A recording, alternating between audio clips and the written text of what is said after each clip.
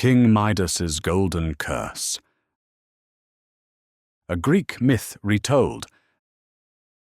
The moment King Midas's daughter turned to gold, she was laughing. That's the detail that haunts me most about this story. She wasn't screaming. She wasn't afraid. She was running toward her father with open arms, giggling with pure childhood joy, about to tell him about the butterfly she'd seen in the garden. And then his hand touched her shoulder. The transformation took less than a heartbeat. Her skin, warm, soft, alive, became cold, hard, perfect. Her mouth froze mid-laugh, her eyes wide with delight that would never fade because it could never change.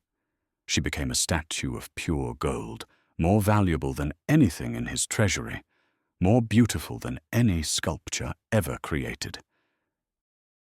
And completely, utterly, forever dead.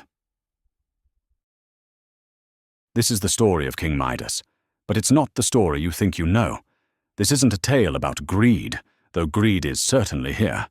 This is a story about desire, about the difference between wanting and having, about the terrible truth that we only understand the value of what we possess the moment we lose it forever. And it begins, like so many tragedies, with a simple act of kindness. Midas was king of Phrygia, a land in what we now call Turkey, where the mountains kissed the clouds and rivers ran thick with gold dust. His palace sat atop a hill overlooking fields of wheat and vineyards heavy with grapes. He was beloved by his people, respected by his neighbors, and blessed by the gods with a beautiful wife and a daughter whose laughter could brighten the darkest day. He had everything a man could want. And it wasn't enough. You see, Midas had developed an obsession. Not with conquest, like so many kings. Not with glory or fame or power. No, Midas's obsession was quieter, more insidious. He was obsessed with gold. He would spend hours in his treasury, running his fingers through coins, holding ingots up to the light, watching the way the metal caught fire in the torchlight. His advisors would find him there at dawn, still awake, still counting, still admiring his wealth. "Father," his daughter Marigold would say, "yes, in some versions of this story she has a name, and I choose to use it because it makes what happens so much worse. Father, come play with me. Come see the roses. Come watch the sunset." "Soon, my golden child," he would reply, barely looking up. "Soon. Let me just finish counting this." But he never finished. There was always more to count, more to acquire, more to hoard. His wife, her name lost to history, as women's names so often were, would stand in the doorway of the treasury and watch her husband with sadness in her eyes. "We have enough," she would say softly. "We have more than enough. We have everything." What is enough for a man who measures his worth in weight? What is enough for someone who believes that happiness can be accumulated like coins in a vault? He was about to find out. One morning, Midas's servants came to him in a state of great excitement. They had found something, in the royal gardens, a creature drunk on wine, sleeping beneath the rose bushes. It was Silenus, the old satyr, companion and teacher to Dionysus himself, the god of wine, revelry, and divine madness. Now satyrs were not to be trifled with. Half man, half goat, they were wild things, dangerous when angered. But Midas saw something else when he looked at the snoring creature tangled in his rose bushes. He saw an opportunity. "Treat him as an honored guest," Midas commanded. "Give him our finest wine, our softest beds, our richest foods. Treat him as if he were a king himself." His advisors exchanged glances. This was unusual. Generous, yes, but unusual. Midas was not known for his spontaneous hospitality. But Midas understood something that his advisers did not. Silenus was dear to Dionysus, and Dionysus was a god who rewarded those who showed kindness to his friends. More importantly, Dionysus was a god who granted wishes. For 10 days and 10 nights, Midas played the perfect host. He sat with Silenus and listened to his stories, tales of the gods, of ancient days, of mysteries that mortals were never meant to know. And when the old satyr finally sobered up enough to realize where he was and who had been caring for him, his eyes grew wide with gratitude and something like concern. "You have been kind to me, King Midas," Silenus said, "kinder than I deserved. Dionysus will hear of this. He will want to thank you." Midas's heart raced. This was it. This was the moment he'd been waiting for. "I require no thanks," Midas lied smoothly. "Your company has been reward enough." But the satyr saw through him. They always do. Satyrs are wild, but they're not stupid. "He will come," Silenus said quietly, and there was warning in his voice that Midas chose not to hear. "He will offer you a gift, and you should be very, very careful about what you wish for."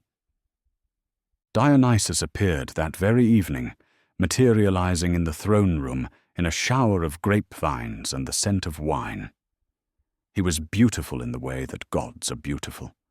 Too perfect, too symmetrical, more a concept of beauty than beauty itself. "Midas, king of Phrygia," the god's voice echoed like music, "you have shown great kindness to my old friend. For this, I will grant you one wish, anything your heart desires. Choose carefully." The throne room was silent. Midas's advisers held their breath. His wife gripped the arm of her chair. Young Marigold, sitting on the steps of the throne, looked up at her father with wide, trusting eyes. Midas didn't hesitate. He'd been thinking about this for 10 days. "Are you certain?" the god asked quietly. "Think carefully, King of Phrygia. Think about what you're asking." "I'm certain," Midas replied. His hands gripped the arms of his throne, already imagining them transformed to gold. "I've never been more certain of anything." Dionysus nodded slowly. "Then it is done. Everything you touch from this moment forward shall turn to gold. May you find all the happiness you seek." And with that, the god vanished. Midas stood slowly, looking at his hands. They looked the same. He felt the same. Had it worked? He reached out and touched the arm of his throne. The transformation was instant. The wood became gold, the grain of the oak preserved perfectly in metal, spreading from the point of contact like ice forming on a pond. In seconds, his throne was solid gold, gleaming in the torchlight. Midas laughed, actually laughed with pure joy. "Look," he cried, touching the steps, the pillars, the walls. Everything he touched transformed. "Look at this. Look at what I can do." His advisers applauded. They had to. He was the king. But their applause was uneasy. His wife said nothing at all, just watched with growing horror. "And Marigold?" She clapped her small hands together with delight. "Can you turn my doll to gold, father? Can you? Can you?" "Tomorrow, my treasure," Midas said, already rushing toward the door, eager to touch everything, to transform his entire palace into golden splendor. "Tomorrow I'll make everything gold." Everything. He didn't see his wife gather their daughter into her arms. He didn't see the tears in her eyes. He saw only gold. By midnight, Midas was exhausted. He'd spent hours running through his palace like a child, touching everything he could reach. Columns, doors, tapestries, statues, all gold now, all beautiful, all his. He returned to his chambers and collapsed into bed, not bothering to change his clothes. He was too excited to sleep, but too tired to do anything else. His mind raced with possibilities. Tomorrow he would touch the trees in his orchard, the fountains, the very stones of the palace walls. He would create a kingdom of gold, a wonder of the world. But first, he needed to eat. The excitement had made him hungry. He reached for the bowl of figs on his bedside table. The moment his fingers touched the fruit, it became gold. Beautiful, perfect, inedible. Midas frowned. He reached for the bread. Gold. The grapes. Gold. The cup of water. Gold before it even reached his lips. He stood up quickly, his heart beginning to race for a very different reason. He tried eating faster, trying to get the food into his mouth before it could transform. It didn't work. The moment it touched his lips, his teeth, his tongue, gold. All of it. Inedible. Impossible. Midas stood alone in his dining room, surrounded by a feast of gold, and felt the first cold fingers of fear wrap around his heart. He couldn't eat. He couldn't drink. How long could a man survive without food or water? 3 days? 4? He'd wished for everything he'd touched to turn to gold. Everything. Midas didn't sleep that night. He sat in his golden bed, in his golden room, trying not to touch anything. But that was impossible. Everything he touched, even accidentally, transformed. His bedsheets, his pillow. By morning, he was sitting on a bed of solid gold, hard and cold and completely uncomfortable. When dawn came, servants knocked on his door, calling out breakfast announcements. He couldn't answer. If he touched the door handle, it would become gold, and he'd be trapped. He had to wait for them to open it from the outside. When they did, their faces showed confusion, and then alarm.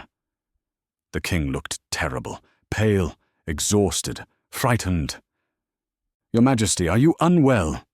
"I'm fine," Midas lied. "Just don't touch me. Don't let me touch you. And bring me food, lots of food." They brought food. It did no good. He tried everything, using utensils. They turned to gold in his hands. Having servants feed him. The food turned to gold the moment it approached his mouth. Even trying to eat like an animal, face first in a bowl. The bowl, the food, everything, gold. He was starving. He was thirsty. And he was beginning to understand the magnitude of his mistake. "Father." The voice came from the doorway. Small, sweet, innocent. Marigold stood there in her nightgown, holding her doll, wondering why her father hadn't come to wake her with tickles and kisses like he did every morning. "Stay back!" Midas shouted, more harshly than he'd ever spoken to her. "Don't come near me." She stopped, confused, hurt. "Father." "What's wrong? Why is everything gold? Did you do this?" "Yes," he whispered. "I did this. And now you need to stay away from me. Do you understand? You must never touch me. Never." But she was 7 years old. 7-year-olds don't understand such things. 7-year-olds only understand that their father is upset. And when father is upset, you hug him and make it better. She started walking toward him, arms outstretched. And Midas, backing away, stumbled over a golden chair. He fell, his arms flailing, reaching out instinctively to catch himself. His hand caught his daughter's shoulder. The transformation was beautiful and horrible all at once. It started where his hand touched her shoulder and spread like dawn across her small body. Her nightgown became golden fabric. Her skin became golden metal. Her hair became golden wire. Her eyes, those beautiful, trusting eyes, became golden orbs that would never see again. She was frozen mid-step, arms still reaching for her father, mouth open in the beginning of a word she would never finish. The statue was perfect in every detail, every eyelash, every crease of her nightgown, every strand of hair. She was worth more than his entire treasury. And she was gone. Midas's scream echoed through the palace. It was the sound of a man breaking, the sound of a soul shattering. He crawled to the statue of his daughter and wrapped his arms around it, sobbing, not caring that his tears turned to gold the moment they touched her golden face. "No," he wept. "No, please. Please. I'm sorry. I'm so sorry. Please come back. Please. But gold does not weep. Gold does not breathe. Gold does not forgive." His wife appeared in the doorway. She saw the golden statue. She saw her husband. And she understood everything. She didn't scream. She didn't cry. She simply looked at him with eyes full of more contempt than he'd ever seen, turned, and walked away. Midas stayed there for hours, holding the statue of his daughter until his advisors came and found him. They tried to pull him away. He wouldn't move. "I want to die," he whispered. "Just let me die." "You can't die yet, Your Majesty," one advisor said gently. "You can't drink. You can't eat. You'll die in a few days anyway. But before you do, perhaps you should pray to Dionysus. Perhaps there's still time to undo this." Midas prayed. He begged. He groveled on the floor of his golden palace, calling out to Dionysus with everything he had. And perhaps because the god pitied him, or perhaps because even gods can be moved by genuine suffering, Dionysus appeared. The god looked at Midas, starving, dehydrated, broken, and shook his head. "You were warned," he said quietly. "You were given a chance to reconsider." "I know," Midas whispered. "I know. I was a fool. I was blinded by greed. I thought wealth would make me happy. I thought gold was the answer to everything. I was wrong. Please, please, I'll give anything. Take the gift back. Let me save my daughter." The god nodded slowly. "Go to the river Pactolus, where it springs from Mount Tmolus. Wade into the source and wash yourself clean. The golden touch will pass from you into the waters. Then take water from the river and pour it over everything you wish to restore. Perhaps it will work." "Perhaps," Midas looked up in desperation. "Only perhaps. She was alive, Midas. Now she is gold. Transforming dead matter back to its original form is one thing. Restoring life? That is beyond my power to guarantee. But there is a chance, and a chance is more than you deserve." With that, the god vanished, leaving Midas alone with hope and terror in equal measure.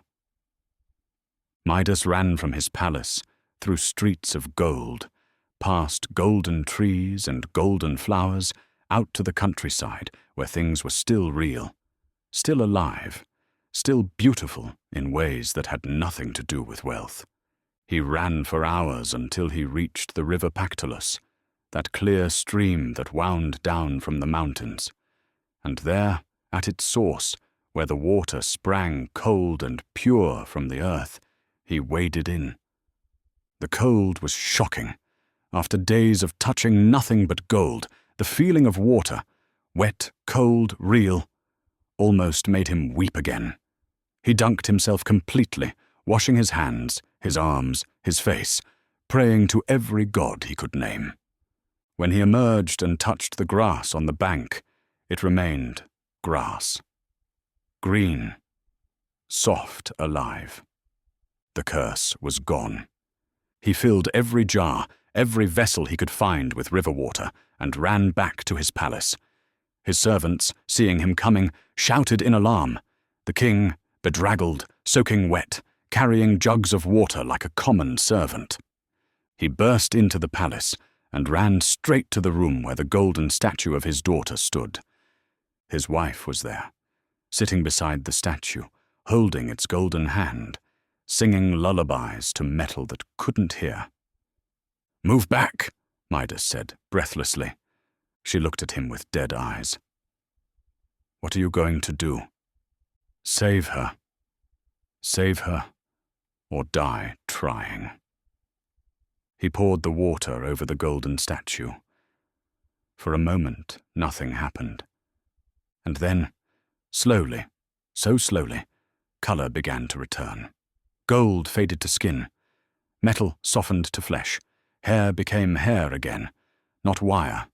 Eyes became eyes again, not orbs.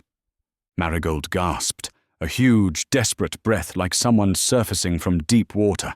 She stumbled, and Midas caught her with his real hands, his curse-free hands, and held her tight. "Papa," she whispered, confused, terrified. "Papa, what happened?" "I had such a terrible dream. I couldn't move. I couldn't breathe. I couldn't—" "Shh," Midas wept into her hair. "Shh. It's over now. You're safe. You're alive. I'm so sorry. I'm so sorry." Behind them, his wife had collapsed to her knees, sobbing with relief. But some things he left as gold. His throne, the walls of his treasury, reminders, warnings to himself and to anyone who came after. He gave away most of his wealth, distributed it to his people, to neighboring kingdoms, to anyone who needed it. He kept enough to live on, enough to be comfortable, but nothing more. He spent his days with Marigold, playing in gardens that smelled of roses instead of metal, eating meals that tasted of food instead of ambition, learning to find joy in things that couldn't be bought or sold or hoarded. And every night he would visit his treasury, not to count his gold, but to remember. To look at those golden walls and remember the day he lost everything, because he wanted everything. They say that the river Pactolus ran rich with gold after that day. That gold dust filled its waters, settling on its banks, enriching everyone who lived nearby. Midas's curse became a blessing for others. His greed, washed clean, enriched the world. And there's something beautifully poetic about that, isn't there? The story of King Midas is thousands of years old, but it's not ancient. It's happening right now, every day, all around us. We chase wealth, thinking it will make us happy. We accumulate things thinking they'll fill the emptiness inside us. We sacrifice time with the people we love for one more hour at work, one more promotion, one more zero in our bank account. And we don't realize what we're losing until it turns to gold in our hands, until we can't touch it anymore, until it's too late. But here's the thing about the Midas story that gives me hope. He was given a second chance. The river washed him clean. He got his daughter back. He learned his lesson not through death, but through grace. Most of us will never get that dramatic a warning. We won't watch the people we love turn to gold before our eyes.